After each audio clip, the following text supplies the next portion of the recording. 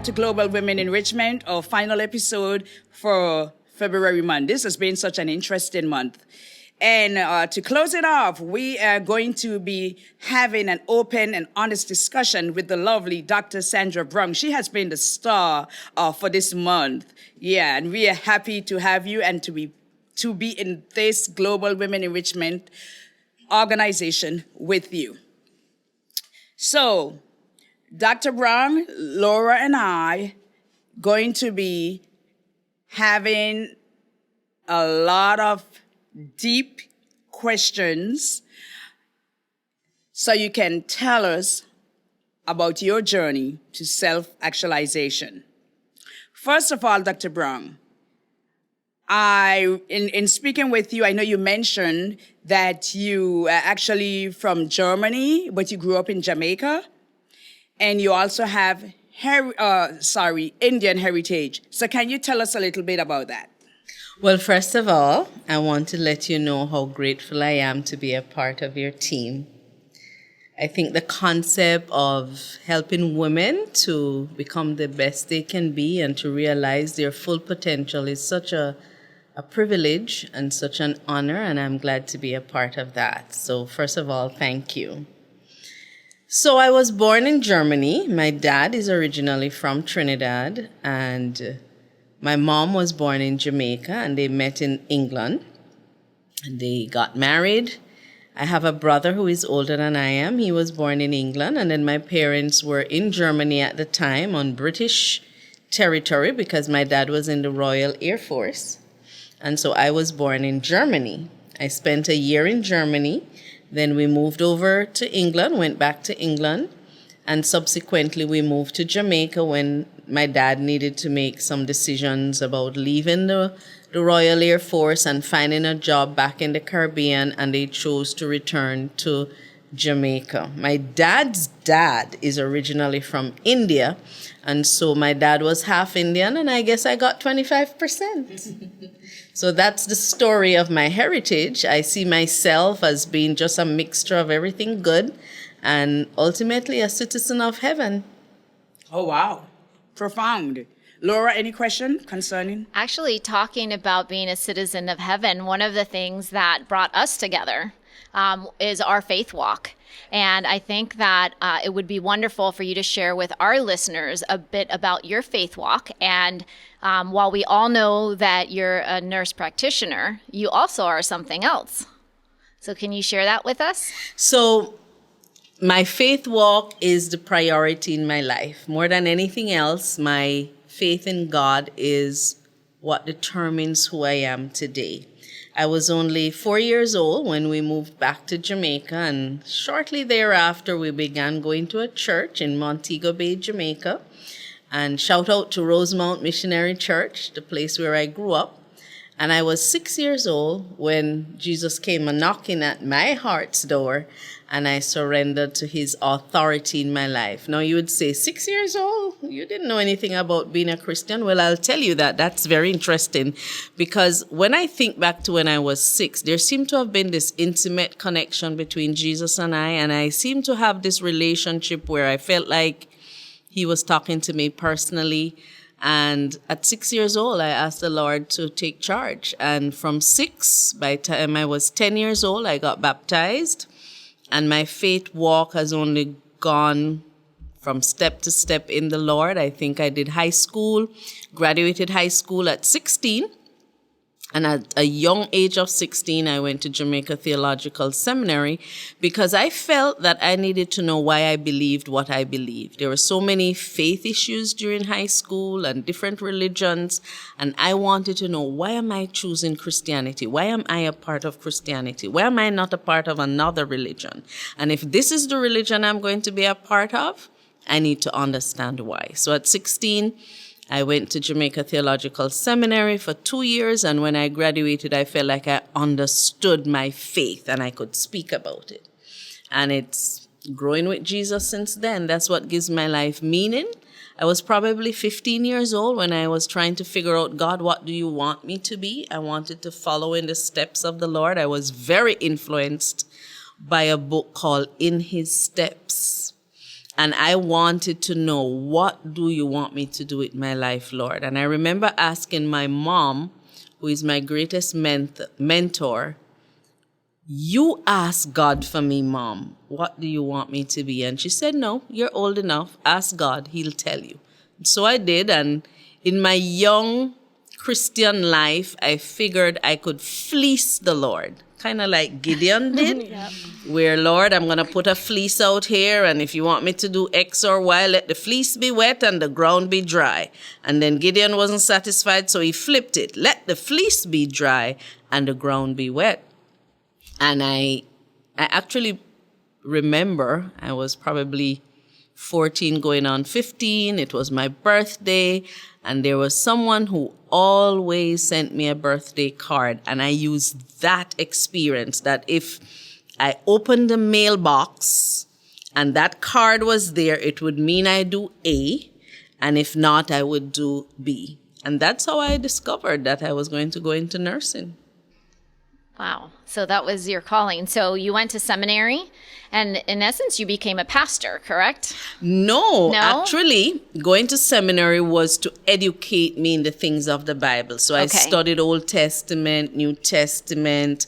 I did theology, so all the different ologies. The only class I refused to go to was the class on demons. I was not able to do that class. So I did the class on angels, but I refused to go to the class on demons.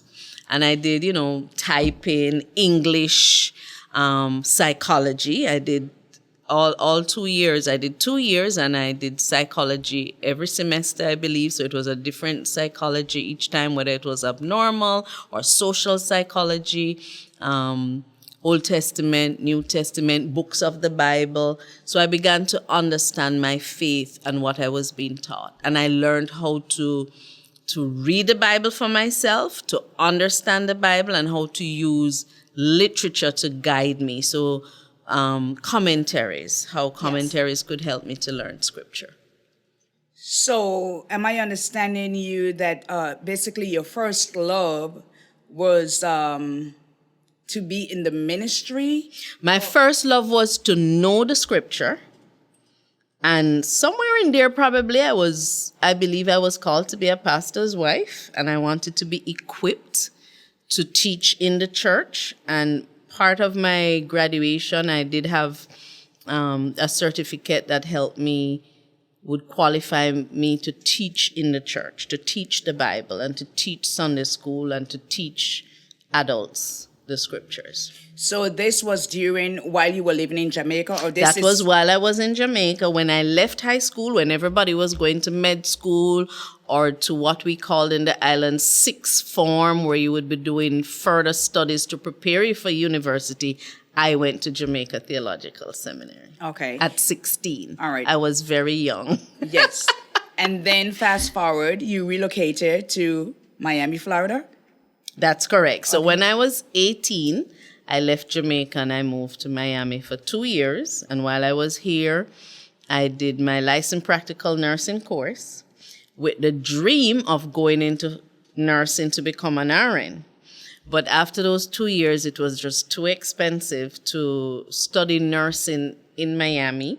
And so my eyes were set on going to England, where I was originally from, and where my mom did her nursing. She is my mentor in nursing. I always admired her work as a nurse, going to work, and how she behaved about nursing.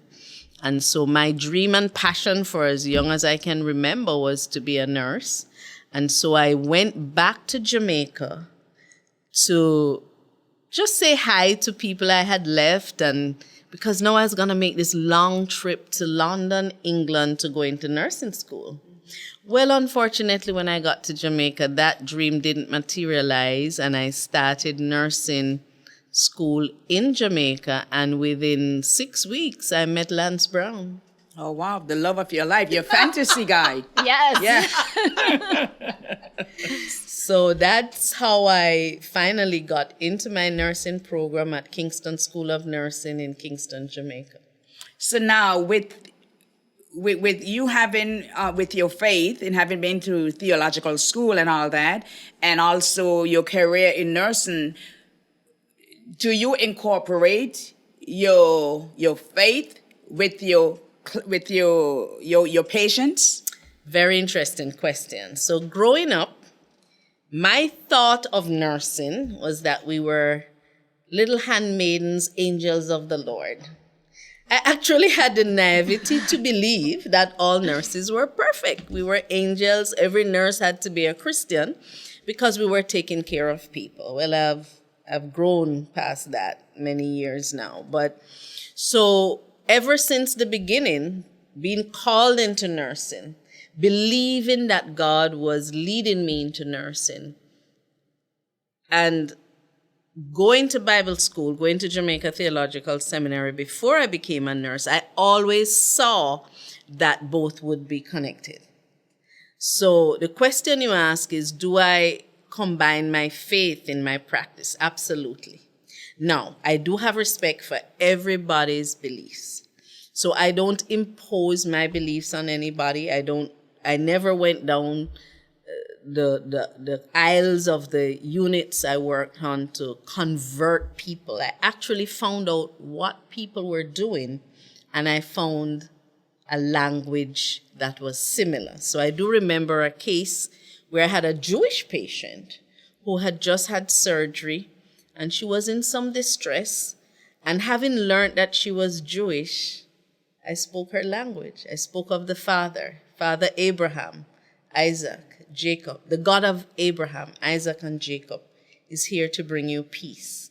May I pray with you? And she wanted me to pray with her. And I prayed in language that I knew would not be offensive to her. And it's not rare, it's not a surprise that many times patients in great distress, whether it's a bad diagnosis or just going through whatever they're going through, needing wisdom, will say, will you pray for me? And I will pray with them. I'm very comfortable bringing my faith into my practice, but I never use my faith to offend or to try and proselytize in the course of my job. I think it's really interesting. So often we think about you have to keep your faith separate from science. And here you are able to share with us how, no, truly you can bring faith and science together in a very respectful way and still bring comfort and service to those that you work with. Absolutely. I don't separate the two. I think faith, you have to have faith to believe science. And science brings some kind of groundedness to your faith.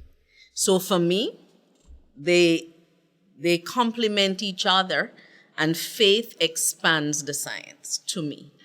How can we believe science if you don't have faith? It doesn't make sense to me.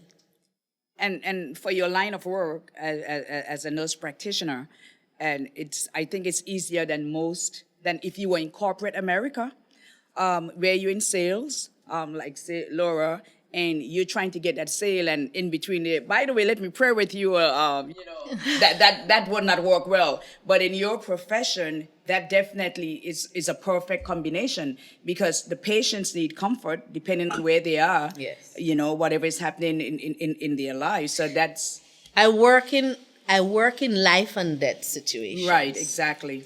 And my profession as a nurse practitioner brings people to deal with their mortality, their ability to be well or sick, not wanting to get bad news, or I received bad news. And so very often it's very easy for me to bring comfort to my patients by asking them about their faith. If they tell me they have none, that's okay. We can move on. But my job is not to convince them of faith, but to bring comfort to them through their faith. And that's how I see it. Yes. One of the things that I really admire and respect about you, beyond what you're discussing, is that you believe in being a lifelong learner. And so can you share with us a bit more? I mean, you shared about how you started and how you went to school in Jamaica. Tell us a bit more about your journey in becoming a doctor. Okay, so when I left Jamaica, after returning to do my nursing, in Jamaica I had what's called a diploma in nursing. So I left Jamaica in probably 1989. We were already married 3 years. I was recruited to Miami when there was a severe nursing shortage, and I was able to come and work here in the hospital. And as soon as I got here, my mentor, Debbie Mulvihill, she is what we call a clinical specialist, and she had a master's in nursing, which I had never heard of. And as I listened to her and as she mentored me and as she taught me what I needed to know to do my job, I looked at her one day and I said, I want to be just like you. And she said to me, then you'll have to go back to school. I said, great, I want to go back to school. That's why I'm here in America. It's the land of opportunity. We're supposed to be able to go back to school and get our education. Now, I didn't have any dreams past being a nurse. But here I saw someone who has a master's in nursing and she's a specialist in what she's doing, which at that time was neuroscience. And I decided I wanted to be just like her. So it was shortly thereafter that I went back to school, and I did a program at Barry University that took me from RN to MSN, a master's in nursing. And with that master's in nursing, I chose the track to become a family nurse practitioner. All along, I thought I was going to be an educator. But someone, again, it's good to listen to your peers and listen to people who have gone through experience. I think this is a part of learning. And I had a colleague who said, no. Don't do education. Do the family nurse practitioner, and then you can educate also, right, which will bring me in a moment to tell you what else I do with my nurse practitioner. And so I took that advice and I went to school at Barry. I did my FNP. And I became a nurse practitioner in 2000, the end of 1999. I began working as a nurse practitioner in February 2000. So this month, actually, is 21 years since I've been working as a nurse practitioner with my same boss that I'm working with now. That is amazing. So after I became a nurse practitioner, I was working as a nurse practitioner and the bug bit again. I needed to go back to school.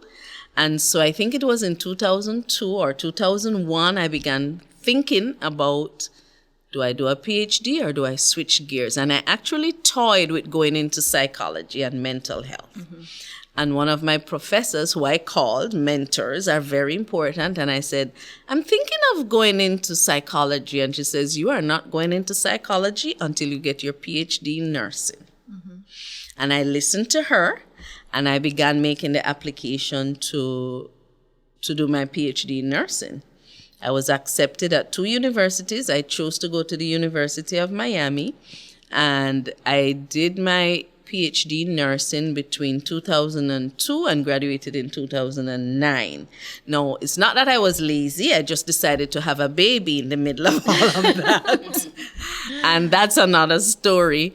But I eventually graduated in 2009 with my PhD in nursing, which now added to my repertoire of being able to be an educator. Right. Tell us about that. I think it's fascinating that on top of being a mother, a wife, a friend, colleague, and now you're also fulfilling another dream that you had as an educator. Tell us a bit about that. So when I finished my PhD, the natural behavior would be to go into education.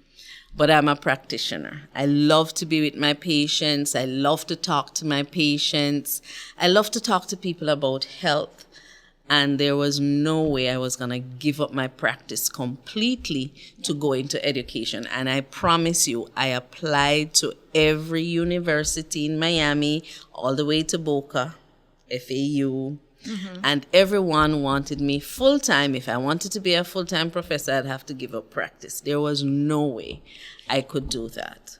Part of doing your PhDs is to go on a tenure track and to become a professor. Right. And, I had a full paid fellowship. I am very grateful to the Florida Education Fund for funding my PhD. And part of that is to give back, to help others to accomplish their PhD. But it was not going to be feasible for me to walk away from practice and go full-fledged into education. Financially, it wouldn't have worked for my family. Right. So I had to find another way to educate because I'm a born educator. My professors always told me I would be a teacher, and I love to teach. So one of my students, actually, who came to be precepted as a nurse practitioner, encouraged me to apply to an online university, and they accepted me. So currently, I am teaching for 3 online universities. Wow. Which can be challenging, but like when we did Venoria's week about fantasy, keeping myself busy and intellectually challenged with my students keeps me learning and keeps me from idle behavior. Yes. So I don't have time to fantasize about Mr. Fantasy because I'm busy keeping up with students. Yes. And my students keep me current, they keep me fresh, they keep me going back to the books and to the guidelines to make sure I'm up to date on what is going on in healthcare. So I enjoy being an educator. I enjoy being a practitioner. And in the practice, I get to do administrative responsibilities because on your journey as a nurse, someone will pick on you like my dear Sylvia Stradi did, and one of these days we'll get to hear from her. And she encouraged me to do management. So I did 3 years of management in the process of being a nurse. And so currently in the practice, I get to practice my management skills by managing the team that works with us in the practice. I am a busy, happy, content employee. Very busy. That is an empowered woman. Yes. I don't know how you do it, Dr. Brown. I worked as an adjunct professor for 2 years. While I was doing that, and I didn't go looking for it, one of my professors at Trinity International University, I guess she loved the way that I presented, and she recruited me to be part of the team. And I did that for 2 years, teaching business ethics and communication. And it's not that it was difficult. What the difficult part of it for me was when you have to grade all of those research papers. That was very challenging. And I remember while I was teaching at Trinity, Phoenix invited me, tried to recruit me to do online.